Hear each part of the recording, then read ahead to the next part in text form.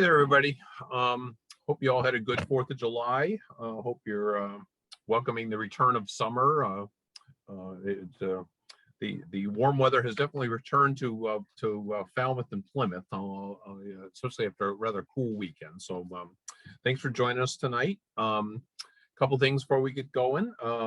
As you know, all our talks are brought to us by First Citizens Federal Credit Union, Cape Cod 5, and Martha's Vineyard Savings. All the books on our Safer at Home series are available at Eight Cousins Bookseller. And our speaker tonight, Jonathan Wells, is a professor of history in the Department of Afro-American and African Studies and the Department of History at the University of Michigan. And as I told him, this is a book that was brought to my attention by our board president, Pat Tottori, who was reading it and said, Mark, you've got to check this out, especially with all the stuff that's going on in the world. So, and he's coming to us from his parents' home in Florida. So would you welcome our guest tonight, Jonathan Wells? Thank you so much for that, Mark. I appreciate the introduction. Can everybody hear me okay? Give me a thumbs up. Okay, yeah, that's good. So tonight I'm going to be talking about a book that I published late last year called The Kidnapping Club. Here's the cover. And it was a book I was interested in writing over the past few years, in part because I kept coming across this group that was nicknamed the New York Kidnapping Club, and I wanted to find out more about them. So I wrote this book, and it's, of course, a historical nonfiction book about New York City in the 1830s and 40s. And for about a half an hour at the most, at the risk of putting you off to an early bedtime, I will be talking about the book in a presentation kind of form. And then for as long as you'd like, we can do some Q&A after the presentation is over. So the first thing I'd like to do is sort of dip our toes into the Constitution a little bit, and sort of maybe take us back to grade school or high school or college classes in American history, and remind us the extent to which the Constitution, right, the nation's founding document, is in effect a compromise with slavery. And that was necessary to bring the Union together, the southern states and the northern states together, because by the time the Constitutional Convention meets in Philadelphia in the sweltering summer of 1787, we already have a pretty significant division in what will become the country. Many of the northern colonies had done away with slavery or were about to do away with slavery, making plans to provide for the gradual emancipation of the enslaved people who lived in their communities. And it should be noted that that's not because they believed in racial equality. Virtually no white people, north, south, east, west, in colonial America believed in any kind of racial equality, that a future of the United States would someday create a Black president or have African Americans and white Americans and people from all other parts of the world sort of working and living together. That was just not something they could fathom. And they really didn't believe in the claims that a few people were making about racial equality. But it is true that they had either provided for the end of slavery, like Massachusetts did in 1780, or were about to do so. And in part, that is because the northern communities were not able to grow the kind of crops that slavery was best suited for. In the South, that was first rice and tobacco, and then eventually, of course, cotton, and farther south, sugarcane. And there, enslaved labor could be employed to great effect. So not really for moral or objections or any kind of other sort of religious reasons, the North had pretty much begun to move away from slavery by the time the Constitutional Convention meets.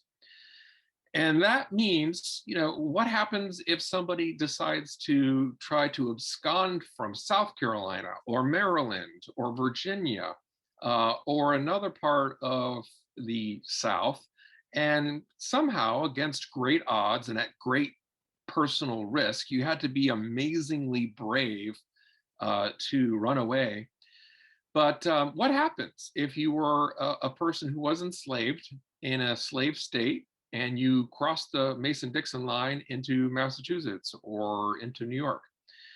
And that problem was something that really vexed the founding fathers.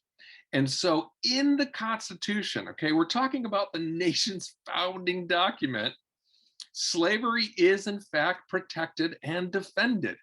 You've heard a lot about critical race theory in the news and the popular press in recent months, but for historians, it's about as given as the fact that the world is round and not flat. I mean, the founding of the country is about liberty and freedom and revolution and independence. That's true, but it's also at the same time about the enslaving of millions of people of African descent.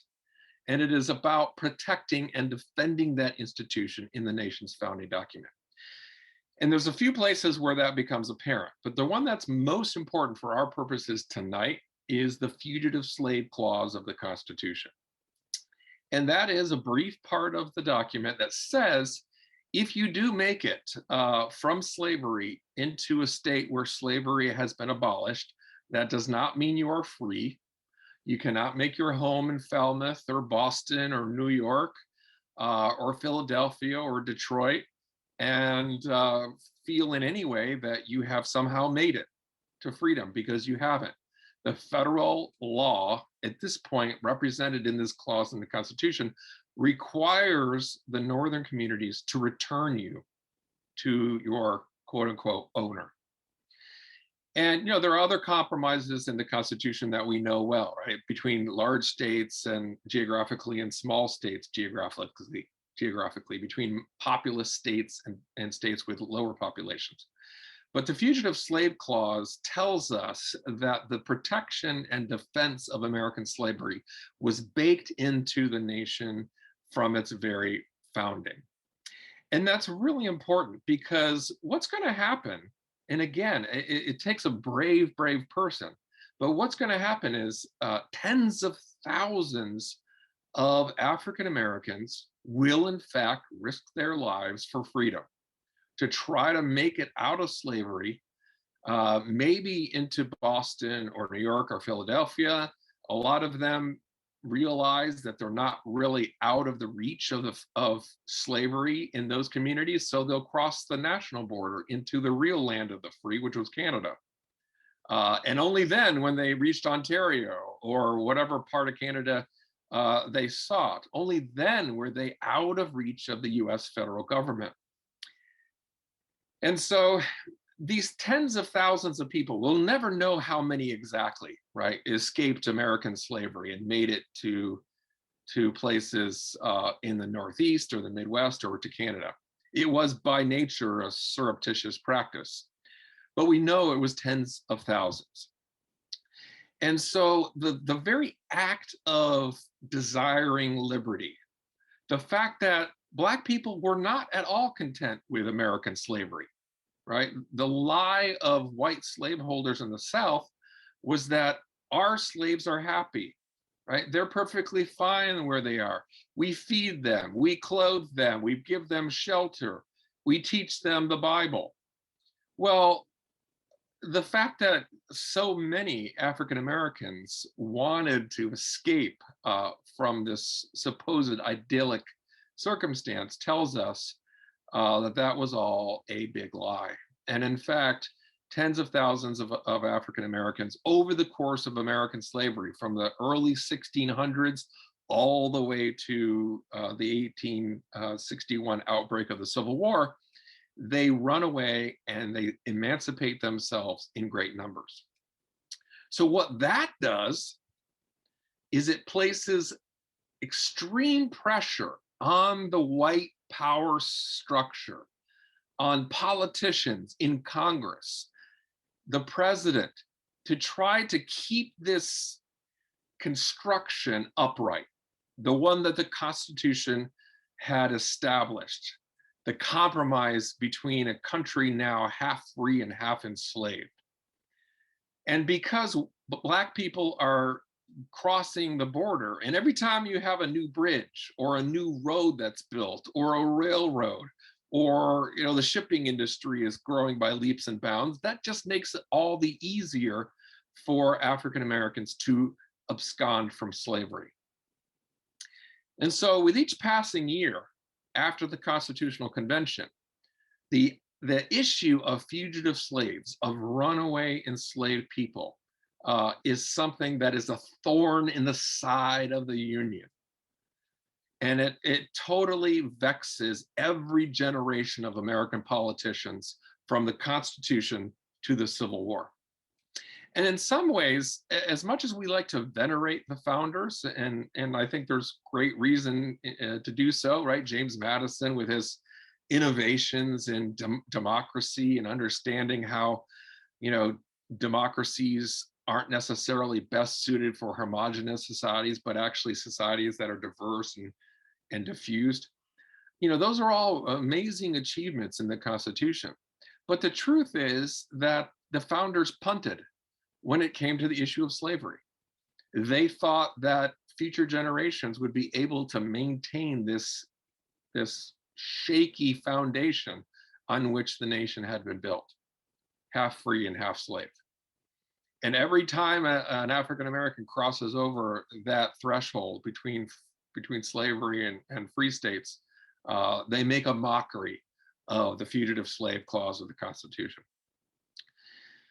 And so I think, historically, we need to give credit for emancipation. Some of it goes to Lincoln, right? Some of it goes to people like Thaddeus Stevens, who's represented by Tommy Lee Jones in the movie Lincoln, if you've seen that one.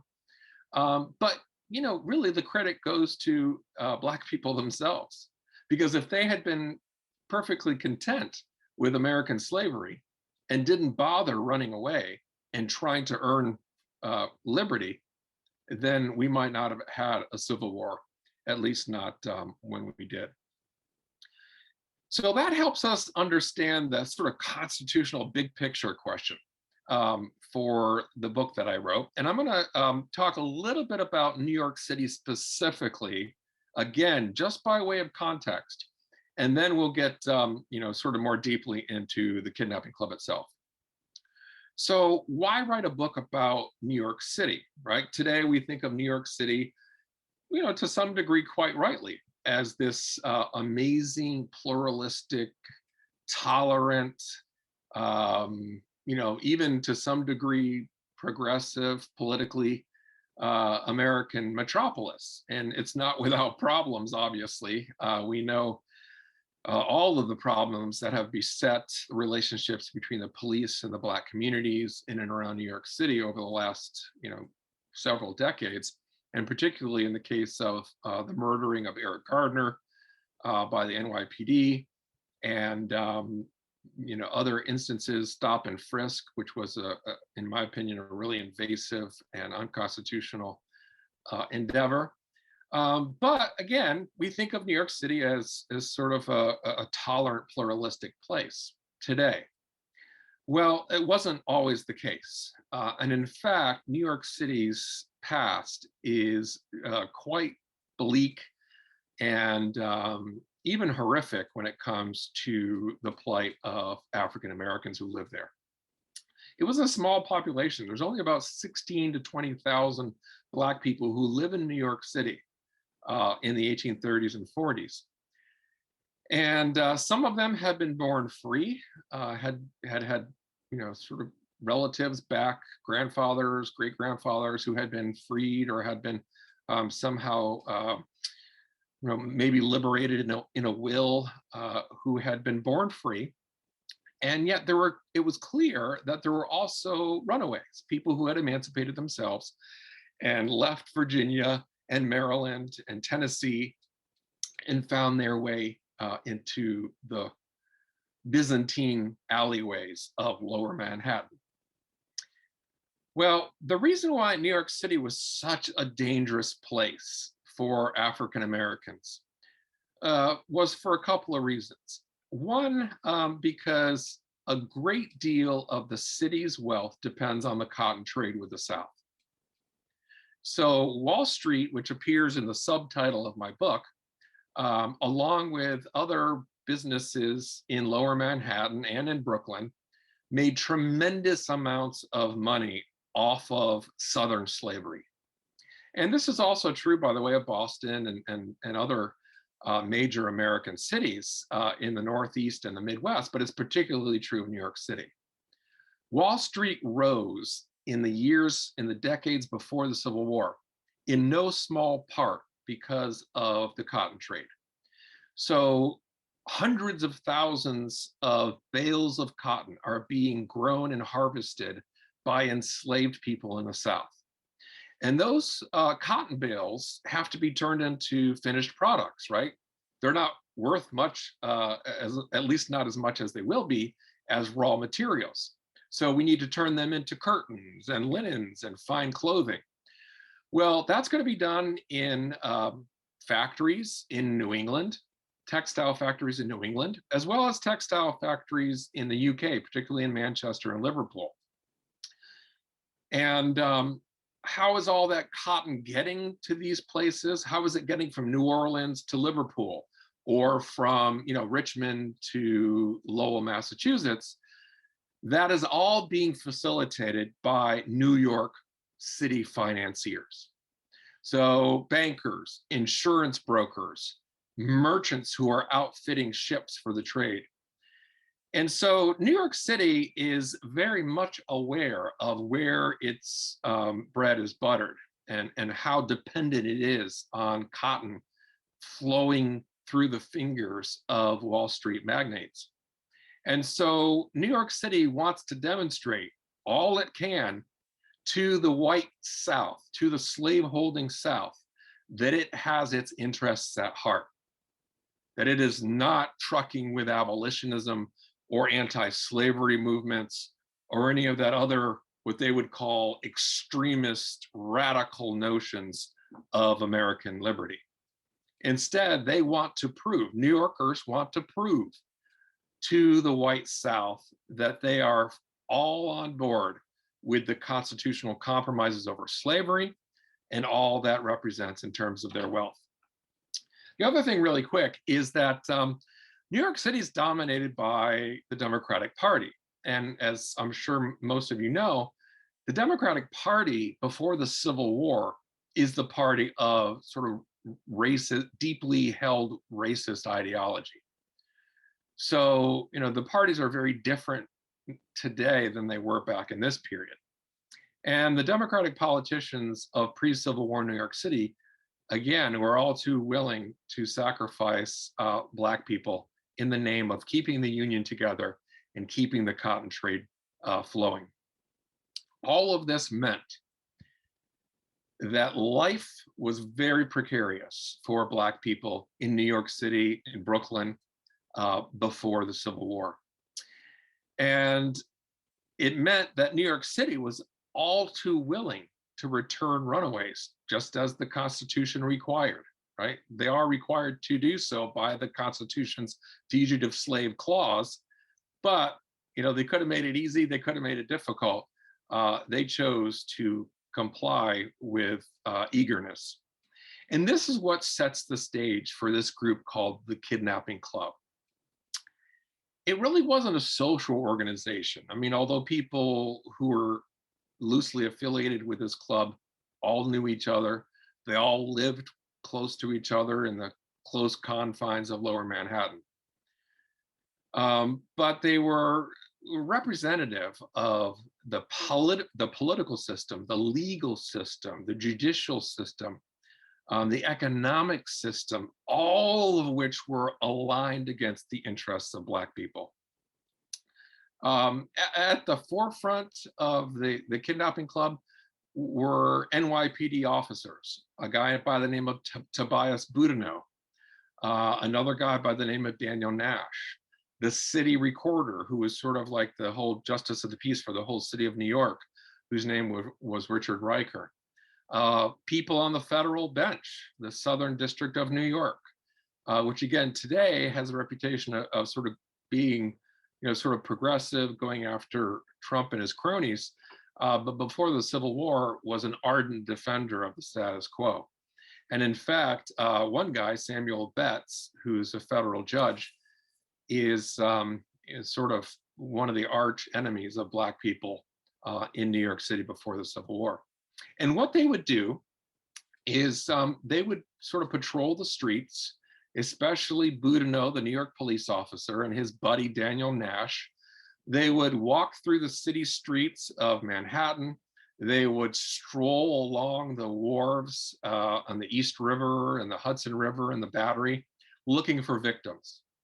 And at bottom, the problem is that they don't care whether somebody is in fact born free or was self-emancipated, a runaway.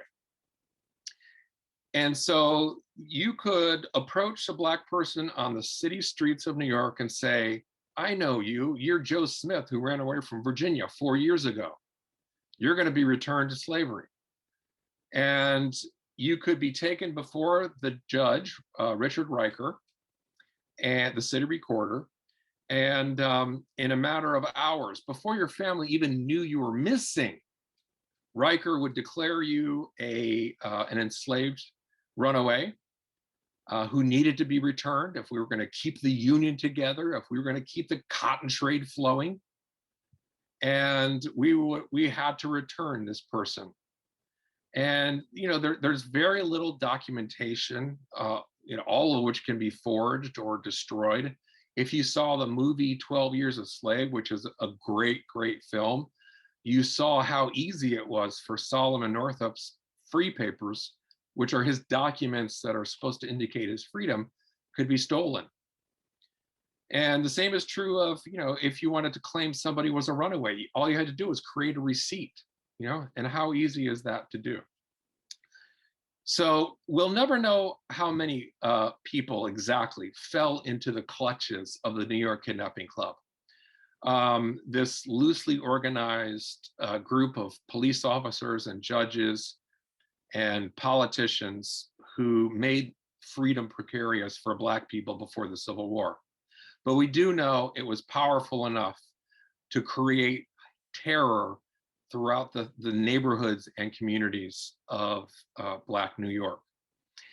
And there's one, let me just sort of step back and say, this could be pretty bleak, right? I mean, it's a horrific story, particularly when, as it did happen quite frequently, children are seized and arrested as runaways. I'm talking about 7-year-old, 8-year-old children walking along the street, sort of on an errand for their parents, being arrested for being a runaway slave.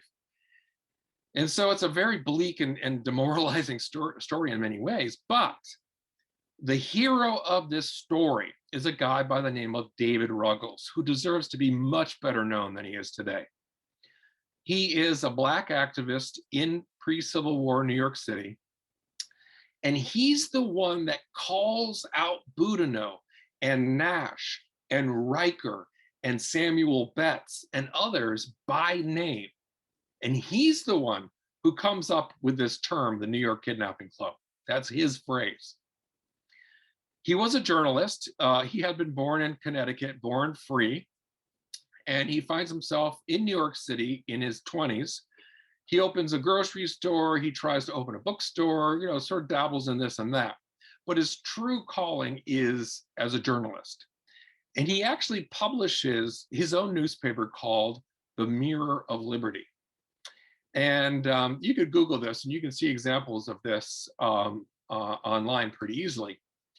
And the Mirror of Liberty was his place, was David Ruggles's place, where he could delineate in an amazing detail, record for historians like me to uncover, 150 plus years later, what had been going on with this group of kidnapping leaders and officials and how miserable they made life for Black people. So the New York Kidnapping Club was called out publicly by Ruggles. And Ruggles is just amazing. He's so tireless. He's everywhere at once. You know, he's keeping his ear out for any instances of injustice, particularly cases of kidnapping or arresting people accused of being fugitive slaves. And in fact, you know, he himself winds up in jail, and he has physical sort of manifestations from the suffering he has with this tireless activity. And yet, despite the fact that everybody knows what's going on, this is not a secret. It's not, you know, something that people at the time were unaware of. White New Yorkers do not care. Why don't they care? First of all, they don't believe in racial equality. But secondly, they also believe that the Constitution requires the return of fugitives. And if the price of holding this union together, if the price of keeping Wall Street booming and the cotton trade going is the sacrifice periodically of Black people, then so be it. And that's the position they take. Now, what leads to the decline of the Kidnapping Club is actually, ironically enough, again, one of these surprising things about the past that's different from the present, is the fact that New York State will establish jury trials in the cases of accused runaways. And we are accustomed, and I think it's absolutely true, to see American politics today as split largely between urban and rural, right? Wherever you are in the country, urban areas tend to vote Democratic, right? Whether that's Alabama or North Carolina or Florida or Massachusetts.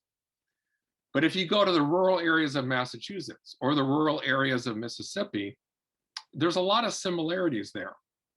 And in Michigan, where I live now, you know, you go outside of the cities into the rural areas, and you're as more likely to see Confederate flags flying as you are driving through the Deep South.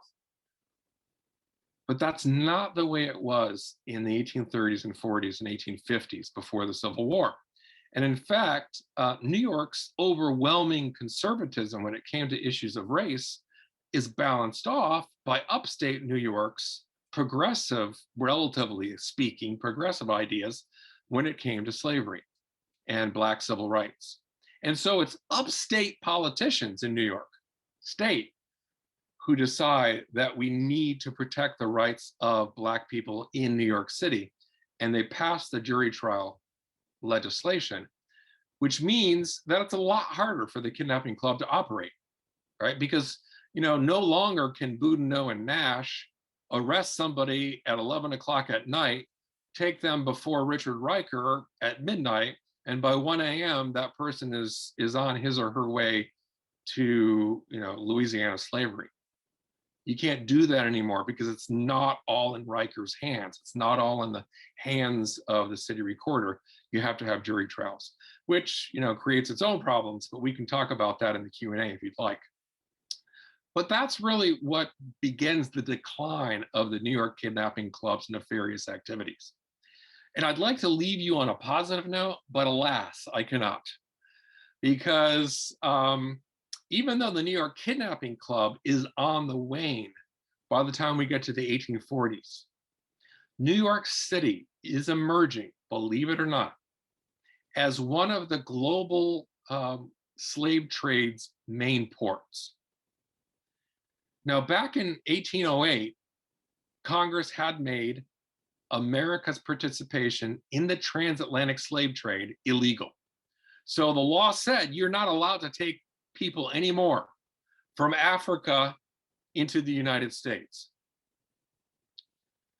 50 years later, on the eve of the Civil War, New York City is, along with the west coast of Africa and Havana, Cuba, one of the main connecting points in a vast transatlantic slave trade that is still bringing tens of thousands of kidnapped African peoples, men, women, and children, to Caribbean slavery, to work in the sugarcane industries, or to the industries, the agricultural industries in places like Brazil.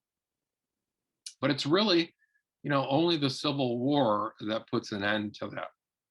And it's going to take a long time, even after the Civil War, for New York City to develop into what many of us think of today as sort of a prime example of a pluralistic democracy.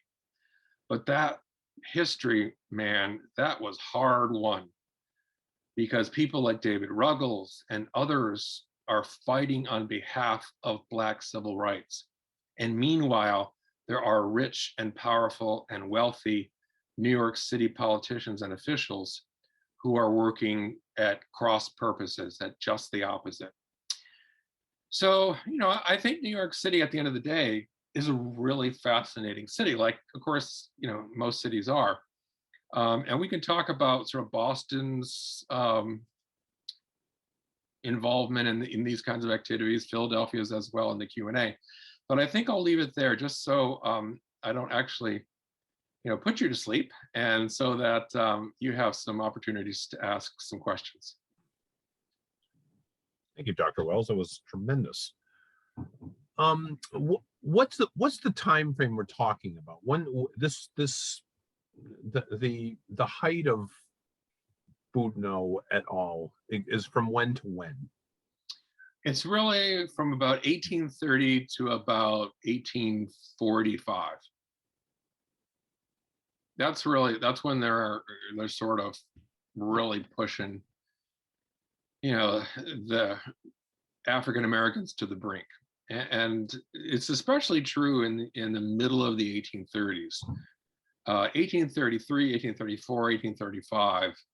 This is when Boudinot and his cronies, Riker, these other guys are sort of at their most powerful in making Black lives, sort of precarious before the Civil War. What becomes of Ruggles? And a question was asked, and I was thinking the same thing, because I went to Northeastern for grad school. There's a Ruggles MBTA station in Boston. Is David Ruggles the person for whom it's named, or? I am not an expert on Boston transportation, but I don't think so. There was another politician named Samuel Ruggles, for whom the station is more than likely named. But that's a great Google question. That's why Google was invented. I was trying to Google it. I couldn't get a straight answer. There's also a Timothy Ruggles who was involved in the revolution, but he was also said he was a Tory, so I don't think it was him. So yeah, what becomes of David Ruggles? What's his what happens to him? Well, throughout the 1830s, he is constantly pursued by Boudinot and Riker. I mean, they cannot wait to get their hands on him. But he is such an agitator, that he sort of makes for an imperfect hero in some ways in this book. Because as brave as he is and as tireless as he is in the pursuit of racial justice, he's also such a radical, such an agitator and rabble rouser that he basically ticks people off. Even his fellow Black activists, have had enough of him at some point. And he actually has to leave the city. He sort of lost many of his friends, and he leaves the city, and you'll be happy to know he goes to Northampton. And he lives in Northampton for a few years until he passes away at a very early age in the 1840s. And so, he's like the Frederick Douglass of pre-Civil War New York. I mean, it's somebody who really deserves much more renown than he has so far garnered. There is a small plaque, by the way, that mentions him in downtown Manhattan. It's on L'Esplanade Street, which is where Ruggles had his shop, where he printed on his own printing press, the Mirror of Liberty, and where, he had an abolitionist bookstore at one point. And so you can go, to Les Bernard Street today and see it's a small plaque. So if you don't notice it, or if you don't look for it carefully, you're going to miss it. But, I think he's somebody who I hope with this book is going to get a lot more attention. And by the way, if folks are interested in learning more about him, there's a whole book on Ruggles. There's a whole biography of him. And it's by my friend, a historian by the name of Graham Hodges. It is a great biography of David Ruggles, uncovering every scrap of evidence of his life. So if folks are interested in that, you can easily get a hold of that book. But he's just an interesting person because he's so committed that he sort of rubs people the wrong way sometimes. And he suffers physically, as I mentioned. His eyesight, there's something, it's not clear what it was. Medical science is so primitive at this time. We'll never know. But there was something with his eyesight he was suffering quite a bit, to the point where he was nearly blind when he got to Northampton. Obviously, New York City is the setting for your book. But you mentioned in your talk that, Boston, Philadelphia also have their own issues. Talk about those. What was going on there?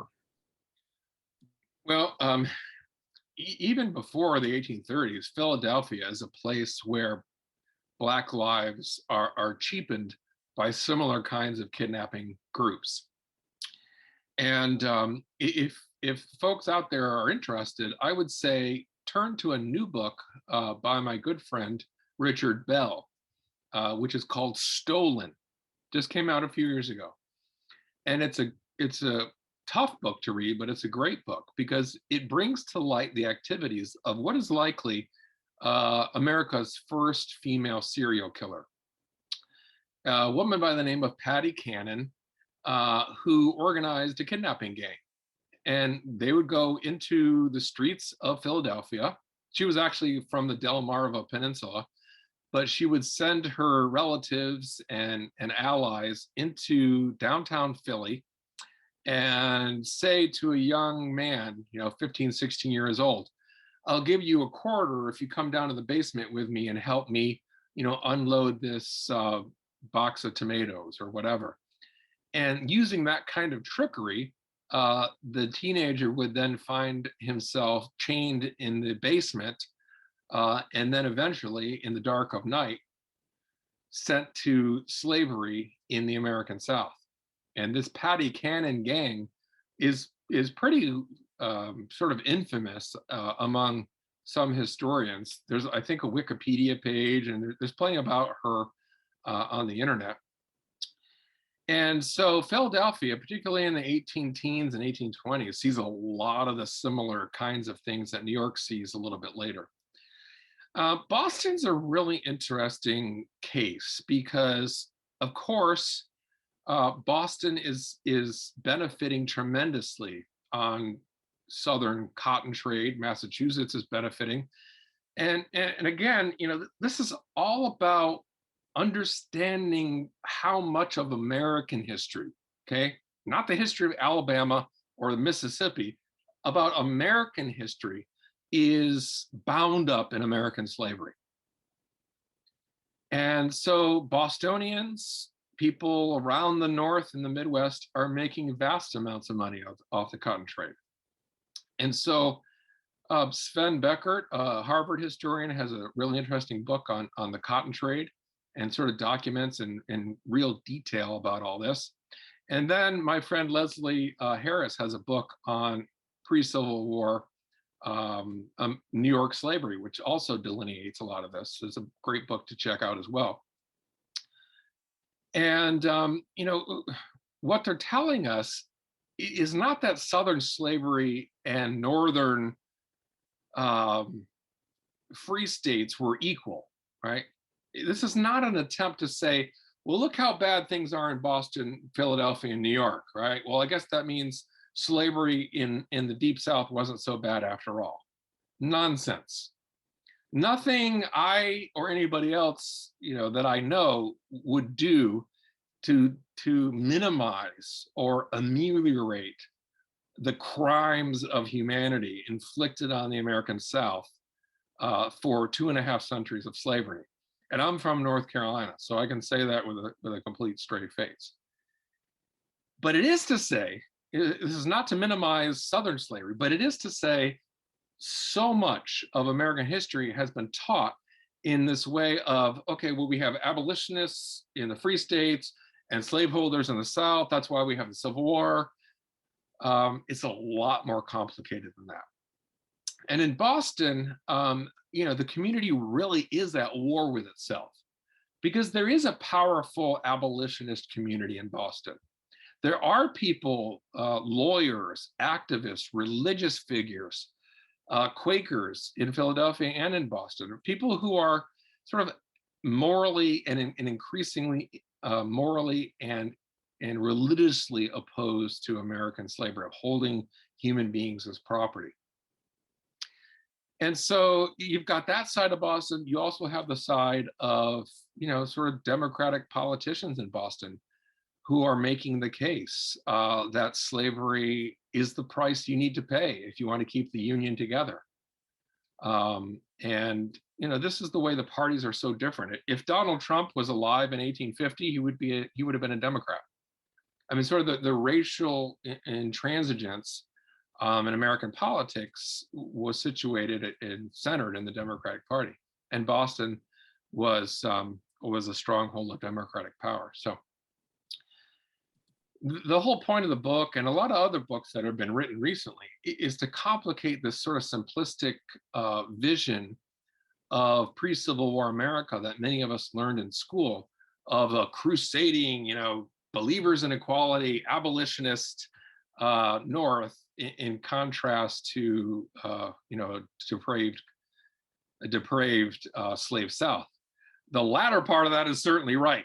Right, the horrors of Southern slavery are so real, and thanks to historians, now we have a much better understanding of just how horrific it was. But the other half of that story about how, the North is a sort of crusading, morally untainted region of liberty and freedom is what has been brought under scrutiny. Thanks for mentioning Richard Bell. We actually had him a month ago virtually talking about Stoll and oh yeah, and Sven Becker we had a couple of years ago before COVID enter our lexicon. Yeah, I saw you're having Alice Baumgartner too coming up. What a great book that is. I urge everybody to turn into that talk. She's super smart, and it's a great book, and I think everybody's going to really enjoy it. You just mentioned about the purpose is to kind of complicate what we've learned. We've obviously gone through major upheaval in this country the last year and a half. As somebody that teaches in Afro-American studies and has studied this, what do you think that the message is getting through, that this is a much more complicated, complex, layered history than we've been fed? Well, I think people are struggling to understand, well, how can George Floyd be killed on the streets of, a free state like Minnesota, which never even had slavery and never experienced it? And why is Eric Gardner dying in New York City? And why are similar kinds of instances happening all across the North, and for that matter, the Pacific West? And it doesn't really square with what we think we knew about our history, which is, that these places are all sort of bastions of justice and liberty. And I'm exaggerating here. I'm not sure anybody sort of, took that full hook and sinker, but the basic sketch was there, right? That in the North, there weren't these kinds of problems that we saw in the South historically. And that goes with the civil rights movement in the 50s and 60s, as well as for American slavery. But, I hope that the answer is yes, Mark. I hope that people are, in fact, learning more about how complicated the nation's history is. But that's, again, back to this critical race theory debate. That's what critical race theory has sought to do. It's not a extremist ideology. It's completely well accepted among historians that the nation has institutionalized racism from its earliest beginnings. And that was the point of the 1619 Project. It's not to, sort of diminish or reject these other claims that, American history is also about liberty to some degree and the expansion of democracy and opening up the vote, et cetera. But critical race theory is all about saying, look, there's racism in places that we didn't know, or we didn't think about, or we didn't appreciate. And you see the backlash to that. So, like everything else, I guess there are some people who are going to say, okay, well, that makes sense to me. Critical race theory is arguing that we have systemic racism in our past and our present. Well, that's about as obvious as the nose on your face, right? But then you're always going to have other people who say that this is, besmirching of the founders and, blaming America first and the other kinds of, reverse racism and all other stuff that I think is completely untrue. How long did it take you to research this, and where did you find your materials? I would say the research took maybe 4 years, and the writing and the editing took another 2 years or so. I had been working on another project about the fugitive slave crisis and what that all had to do with the coming about of the American Civil War. It's a book I also published in 2019. And in that process, I kept, as I said at the outset, coming across this group called the New York Kidnapping Club. And one of the first places I saw it was in the Ruggles biography from Graham Hodges. I also read about it in Leslie Harris's great book on pre-Civil War New York City, and Leslie Alexander's book on pre-Civil War New York City. And I just wanted to learn more about who these people were. In terms of the sources, the best sources in some ways in a place like New York City are newspapers. Because by the time we get to the 1830s and 40s, there are dozens and dozens and dozens of newspapers in New York City. And a lot of them are sort of documenting this unfolding of kidnapping and other violations of Black civil rights. So I was able to recreate the stories there. As I said, David Ruggles was amazingly diligent in his recording and detail of these events. And to the point where he actually recounts conversations almost verbatim that he has with Boudinot and other people. And it's easy enough to corroborate those events with other newspapers at the time. Unfortunately, there's just no manuscript record. So like no diaries that Ruggles left behind, or, very few letters that he wrote that have survived the passage of time. We know a bit more about longtime historical figures like Richard Riker, who was in power for quite a long time in New York City. But it's a puzzle, right? You piece it together from all these different sources. But one of the things that's been immensely helpful to me and other historians is the fact that a lot of these newspapers that were published in this period have been digitized. So you can go to newspapers.com. I think you require a subscription you have to have, but the Library of Congress has digitized a lot of them. Redex, other companies have digitized these newspapers. So if you wanted to, you could do a keyword search for David Ruggles from 1830 to 1840 and come up with every instance of his name appearing in the newspapers in New York City. So that's the kind of thing that that I found kind of enjoyable, kind of a treasure hunt, if you will. What's your next project? I've got two projects underway. One is about the switch that we mentioned briefly during the presentation between the parties.